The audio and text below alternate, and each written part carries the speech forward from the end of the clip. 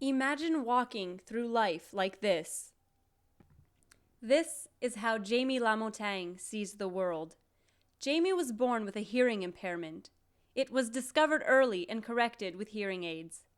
The big shock came when he was 12. That's when we found out he had a disease called Usher's syndrome. Jamie is my brother. I can't drive.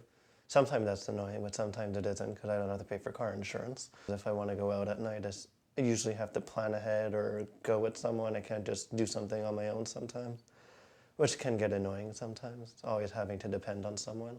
Usher syndrome is a congenital deafness, so it's a kid that is the name of a Britannic doctor who discovered that disease in beginning of the 19th century. And the kids are born with a congenital deafness, so it's a genetic problem, so they have in their genes, so it can go from generation to generation. And they will develop at the beginning of the 10 years old, 11 years old in these age, a retina pigmentosa that's gonna lead them to blindness. Retinitis pigmentosa causes the retina to deteriorate. That leads to tunnel vision and night blindness. The retina is a layer of tissue at the back of the eye that converts light images to nerve signals and sends them to the brain, which converts those signals into what we see.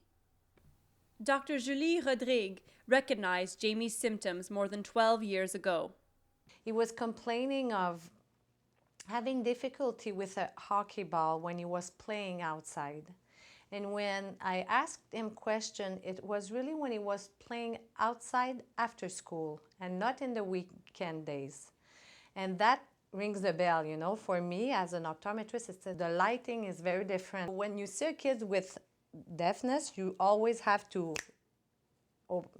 think about Usher syndrome with the retina pigmentosa. And one of the symptoms is that at night, you don't see as good in the dark. And his visual field was constricted, abnormally constricted. So I refer in ophthalmology at that time. There are 3 kinds of Usher syndrome. People with type 1 have severe hearing impairment, which may lead to speech abnormalities. They have problems with balance. And the symptoms of retinitis pigmentosa begin in childhood or adolescence. Those with type 2 have mild to moderate hearing impairment. Retinitis pigmentosa becomes evident by late adolescence. The degree of hearing loss usually remains stable, and there are no problems with balance. Type 3's hearing and vision loss is progressive and varies from person to person. Jamie has type 2, with slow vision loss. Not really sure because I sometimes forget I even have it. Like when I go to just a couple months ago, I went to get new glasses. And it's with a specialist. They work with the MAB. And they obviously ask questions like, do I need assistance with this, or do I need a cane, or stuff like that. And most of my answers are no, and then I just wonder why I'm there, but oh yeah, I'm blind. So. As a kid, Jamie became fascinated with sound. That's grown into a love for classical music. Now, he's a music theory major at McGill University. Jamie hopes to share his knowledge and teach at a university one day. He's driven to share his passion for music with others, like his friend Max, who sometimes needs a little help with his music theory homework. As frustrating as it can be to drop something and not find it right in front of him, that pales in comparison to how Jamie feels when he ventures into new territory. I get nervous when I go to new places because if I'm not sure where things are, I don't know where anything is, which is why memory plays a big role. Because, for example, in my house, in my room, I know where everything is.